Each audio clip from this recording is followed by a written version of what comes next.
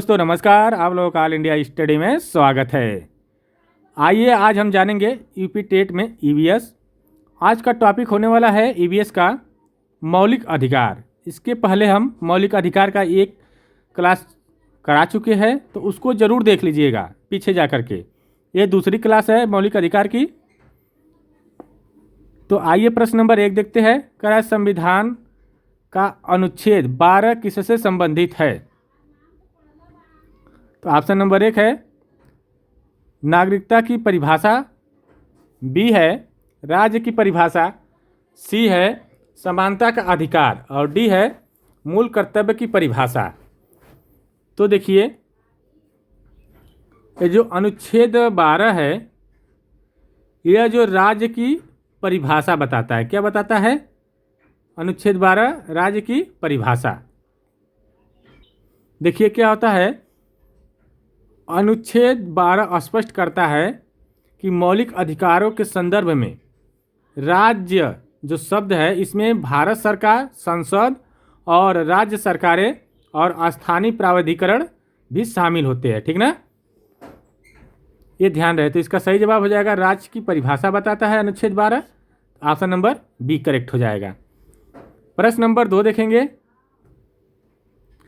अनुच्छेद 13 के अनुसार कौन सी विधियां शून्य मानी जाएगी?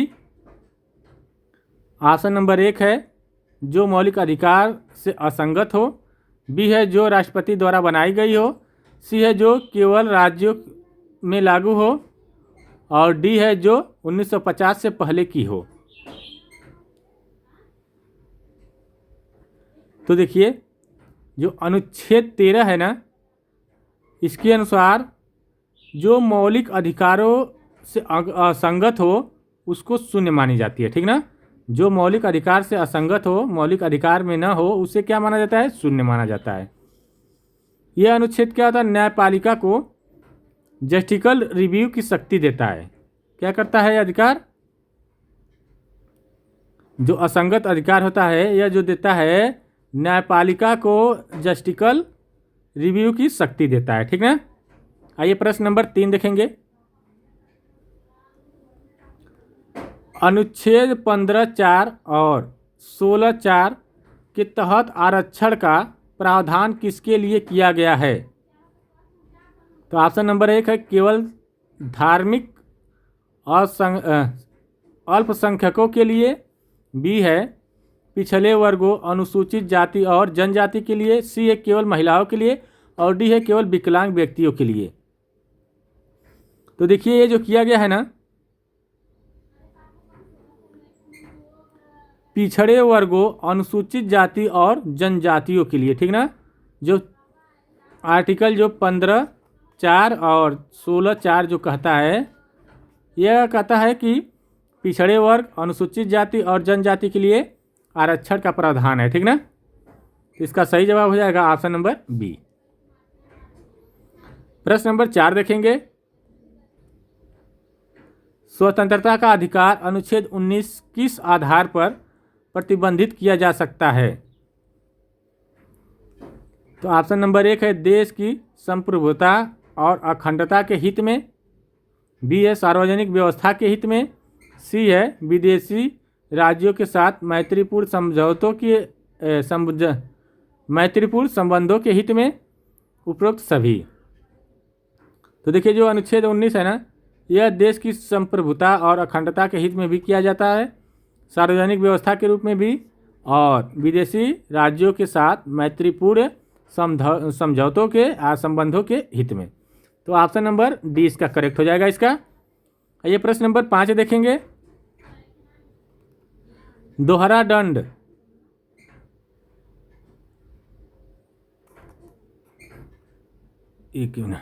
दोहरा दंड से संरक्षण किस अनुच्छेद में प्रदान किया गया है?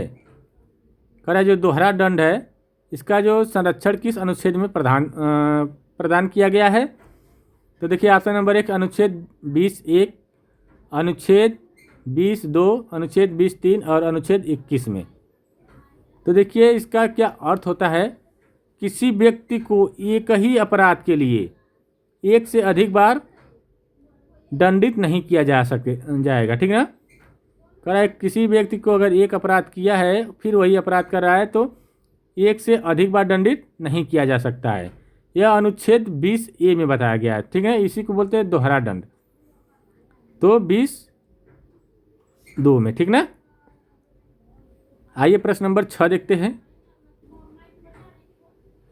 किसी व्यक्ति को स्वयं के विरुद्ध गवाही देने के लिए मजबूर नहीं किया जा सकता, यह किस अनुच्छेद में है?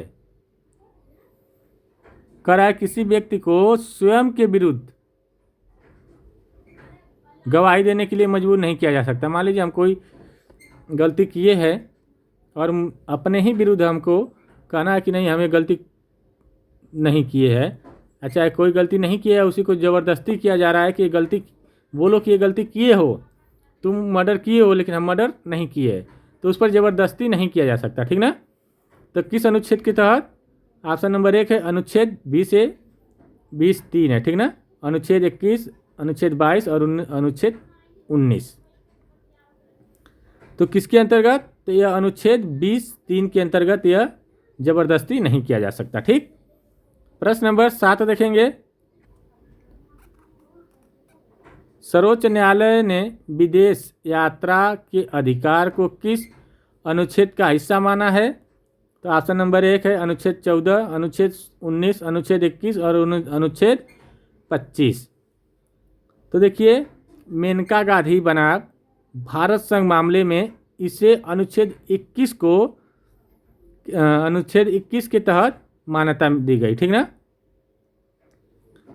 मेनका गांधी बनाम भारत संघ मामले में जो विदेश यात्रा का अधिकार है, इसको अनुच्छेद 21 में इसको मान्यता दी गई है। तो ऑप्शन नंबर C हो जाएगा। ठीक। आइए प्रश्न नंबर 8 देखेंगे। प्रश्न नंबर 8 है अनुच्छेद 22 के तहत निवारक निरोध के तहत किसी व्यक्ति को अधिकतम कितने समय तक हिरासत में रखा जा सकता है? तो देखिए, ऑप्शन नंबर 1 है 1 महीना, 2 महीना, 3 महीना और 6 महीना। तो देखिए, अनुच्छेद 22 के तहत जो है यह अधिकतम 3 महीने से अधिक हिरासत में नहीं रखा जा सकता। ठीक ना। यह सलाहकार रिपोर्ट बोर्ड की रिपोर्ट की बिना, अगर सलाहकार रिपोर्ट का बोर्ड का अगर रिपोर्ट नहीं लगेगी तो 3 महीने से अधिक नहीं रख सकते, ये ध्यान रहे। ठीक ना। तो इसका सही जवाब हो जाएगा 3 महीने। आइए प्रश्न नंबर 9 देखेंगे। क्या धार्मिक करों से मुक्ति का अधिकार किस अनुच्छेद में है? तो अनुच्छेद 25 में कि 26 में, 27 में, 28 में, किस अनुच्छेद में है? तो देखिए, यह जो है अनुच्छेद 27 में है। किस में है? अनुच्छेद 27 में है। राज्य किसी व्यक्ति को ऐसे कर देने के लिए मजबूर नहीं करेगा जिसका उपयोग किसी विशेष धर्म की उन्नति के लिए किया जा रहा हो। ठीक ना। कहने का मतलब है कि राज्य उसको मजबूर नहीं करेगा, उस व्यक्ति को ऐसा व्यक्ति को जो क्या कर रहा है, धर्म के लिए उन्नति कर रहा है। ठीक ना। आइए प्रश्न नंबर 10 देखेंगे। राजकीय शिक्षण संस्थानों में धार्मिक शिक्षा का निषेध किस अनुच्छेद में है? तो अनुच्छेद 25 में है कि अनुच्छेद 28 में, अनुच्छेद 29, अनुच्छेद 30, किस में है? तो देखिए, जो राजकीय शिक्षण संस्थानों में धार्मिक शिक्षा का जो निषेध है यह अनुच्छेद 28 में बताया गया। ठीक ना। कि जो धार्मिक शिक्षा आप राजकीय शिक्षण संस्थानों में नहीं दे सकते। ठीक। आइए प्रश्न नंबर 11 देखते हैं। अनुच्छेद 30 के तहत किसे शिक्षण संस्था स्थापित करने का अधिकार है? तो ऑप्शन नंबर 1 है केवल अल्पसंख्यकों को, बी है केवल भाषाई अल्पसंख्यकों को, सी है धार्मिक और भाषाई दोनों अल्पसंख्यकों को, और डी है सभी भारतीय नागरिकों को। तो देखिए, धार्मिक और भाषाई दोनों अल्पसंख्यकों को यह जो है अधिकार है अनुच्छेद 30 के तहत। ठीक ना। तो ऑप्शन नंबर सी करेक्ट हो जाएगा इसका। प्रश्न नंबर 12 देखेंगे। परमादेश रीट किसके विरुद्ध जारी किया जा सकती है? तो ऑप्शन नंबर 1 केवल निजी व्यक्तियों के विरुद्ध, बी है सार्वजनिक अधिकार या निचली अदालत के विरुद्ध, सी है राष्ट्रपति के विरुद्ध और डी है राज्यपाल के विरुद्ध। तो देखिए जो परमादेश जो रीट है यह सार्वजनिक अधिकारों के लिए निचली अदालत के लिए के विरुद्ध यह दायर की जाती है, ठीक ना। तो ऑप्शन नंबर बी करेक्ट हो जाएगा इसका। इसका अर्थ होता है हम आदेश देते हैं ताकि कोई अधिकार अपना कर्तव्य पूरा करे, ठीक ना। इसका मतलब यही होता है परमादेश का मतलब। प्रश्न नंबर 13 देखेंगे। किस रीट को पोस्टमार्टम रीट भी कहा जाता है? ऑप्शन नंबर 1 अधिकार परीक्षा, बी है उत्प्रेक्षण, सी है प्रतिषेध और डी है बंदी प्रत्यक्षीकरण। तो देखिए जो ये है पोस्टमार्टम रीट जो जिसको कहा जाता है उत्प्रेक्षण को पोस्टमार्टम रीट कहा जाता है। तो बहुत महत्वपूर्ण है, इम्पॉर्टेंट को है। तो किसको? उत्प्रेक्षण को, ठीक ना। उत्प्रेक्षण को क्या कहा जाता है? पोस्टमार्टम रीट, ठीक ना। आइए प्रश्न नंबर 14 देखेंगे। सशस्त्र बलों के सदस्यों के मौलिक अधिकारों को कौन प्रतिबंधित कर सकता है? तो ऑप्शन नंबर 1 है राष्ट्रपति, रक्षा मंत्री, संसद, थल सेना के अध्यक्ष। तो देखिए जो संसद के जो है ये तो यही करेगा। अनुच्छेद 33 के तहत क्या है, संसद को शक्ति देता है कि वह क्या करे, अनुशासन बनाए रखे, ठीक ना। तो संसद ये शक्ति देता है। ऑप्शन नंबर सी करेक्ट हो जाएगा। प्रश्न नंबर 15 देखेंगे। अनुच्छेद 34 का संबंध किससे है? तो ऑप्शन नंबर 1 है मार्शल लॉ, सैन्य शासन, बी है राष्ट्रपति शासन, सी है वित्तीय आपातकाल और डी है चुनाव आयोग। तो देखिए जो अनुच्छेद 34 है ये जो संबंधित है मार्शल लॉ से, सैन्य शासन से, ठीक ना। तो इसका सही जवाब हो जाएगा ऑप्शन नंबर ए। प्रश्न नंबर 16 देखेंगे। मौलिक अधिकारों को लागू करने के लिए निर्देश जारी करने की शक्ति किसे प्राप्त है? तो ऑप्शन नंबर केवल जिला न्यायालय को, बी है केवल सर्वोच्च न्यायालय को, सी है सर्वोच्च और उच्च न्यायालय दोनों को और डी है ग्राम पंचायत को। मौलिक अधिकारों को लागू करने के लिए जो निर्देश जारी करने की जो शक्ति है वह सिर्फ सर्वोच्च न्यायालय और उच्च न्यायालय दोनों को है, ठीक ना। तो ऑप्शन नंबर सी करेक्ट हो जाएगा इसका। प्रश्न नंबर 17 देखेंगे। भारत के संविधान में शोषण के विरुद्ध अधिकार किन व्यक्तियों को सुरक्षा प्रदान करता है? तो शोषण के विरुद्ध अधिकार, ठीक ना।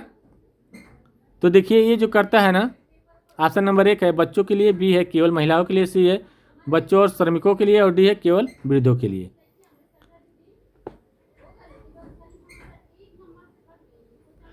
तो ये जो करता है बच्चों और श्रमिकों दोनों के लिए, ठीक ना। तो ऑप्शन नंबर सी करेक्ट हो जाएगा। किसके तहत? अनुच्छेद 23 और 24 में है, ठीक, शोषण के विरुद्ध। प्रश्न नंबर 18 देखेंगे। समानता के अधिकार के अंतर्गत विधि का समान संरक्षण किस देश से लिया गया है? कह रहा है समानता का अधिकार के अंतर्गत जो विधि का समान संरक्षण है ये किस देश से लिया गया है? तो ये जो लिया गया है ऑप्शन नंबर 1 ब्रिटेन से, कि अमेरिका से, कि जर्मनी से, कि ऑस्ट्रेलिया से। तो किससे लिया गया है? यह जो लिया गया है इसका सही आंसर हो जाएगा अमेरिका, यूएसए से, ठीक ना। आइए प्रश्न नंबर 19 देखते हैं। स्वतंत्रता के अधिकार अनुच्छेद 19 में कौन सा अधिकार शामिल नहीं है? तो ऑप्शन नंबर 1 है शांतिपूर्ण सभा करने का अधिकार, बी है संघ बनाने का अधिकार, सी है हथियार रखने का अधिकार और डी है निवास करने का अधिकार। तो देखिए अनुच्छेद 19 जो कहता है कि हथियार रखने का अधिकार कब होगा? जब वह अपनी संरक्षण की बात करेगा। लेकिन स्वतंत्रता के अधिकार में अनुच्छेद 19 में यह शामिल नहीं किया गया है हथियार रखने का अधिकार। तो इसका सही आंसर ऑप्शन नंबर सी हो जाएगा। आइए प्रश्न नंबर 20 देखेंगे। अनुच्छेद 21 के तहत जीवन के अधिकार में क्या शामिल माना गया है? करा अनुच्छेद 21 के तहत जीवन के अधिकार में क्या शामिल माना गया है? तो ऑप्शन नंबर ए स्वच्छ पर्यावरण का अधिकार, आश्रय का अधिकार, एकांतता का अधिकार और उपयुक्त सभी। तो देखिए अनुच्छेद 21 के तहत जो है ना, जीवन का जो अधिकार है, पर्यावरण, स्वच्छ पर्यावरण का अधिकार को भी माना गया है, आश्रय का अधिकार को भी माना गया है, एकांतता प्राइवेसी जो है उसका भी अधिकार माना गया है। तो ऑप्शन नंबर डी इसका करेक्ट हो जाएगा। आइए प्रश्न नंबर 21 देखते हैं। 21 है, संविधान के किस अनुच्छेद के तहत सिखों को कृपाण धारण करने की अनुमति दी गई है? तो ऑप्शन नंबर 1 है अनुच्छेद 24, अनुच्छेद 25, अनुच्छेद 26, अनुच्छेद 27। तो देखिए जो कृपाण धारण करने की जो अनुमति दी गई है अनुच्छेद 25 में, ठीक ना। तो ऑप्शन नंबर बी करेक्ट हो जाएगा। प्रश्न नंबर 22 देखेंगे।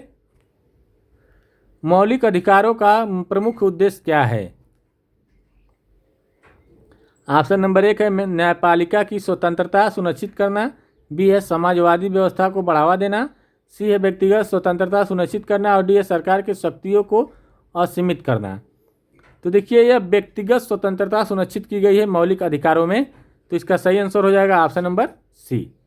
प्रश्न नंबर 23 देखेंगे। अनुच्छेद 16(4)(a) के तहत पदोन्नति में आरक्षण का प्रावधान किस वर्ष किया गया है? तो ऑप्शन नंबर 1950, 1975, 1995 और 2005। तो देखिए ये जो किया गया है ना 1955 77वां संविधान संशोधन के अंतर्गत। तो ऑप्शन नंबर सी करेक्ट हो जाएगा। प्रश्न नंबर 24 देखेंगे। अधिकार परीक्षा का शाब्दिक अर्थ क्या है? तो ऑप्शन नंबर 1 है हम आदेश देते हैं, बी है अधिकार से, सी है शरीर को प्रस्तुत करना और डी है पूर्णतः सूचित करना। तो देखिए ये जो है अधिकार परीक्षा जो है इसका जो शाब्दिक अर्थ होगा किस अधिकार से, ठीक ना। तो अधिकार पूछने की बात कर रहा है, ठीक। आइए प्रश्न नंबर 25 देखते हैं। शिक्षा का अधिकार अधिनियम आरटीई किस वर्ष लागू हुआ? तो देखिए जो आरटीई है यह लागू हुआ ऑप्शन नंबर 2002 में, 2009 में, 2010 में, 2012 में। तो देखिए ये जो लागू हुआ था ना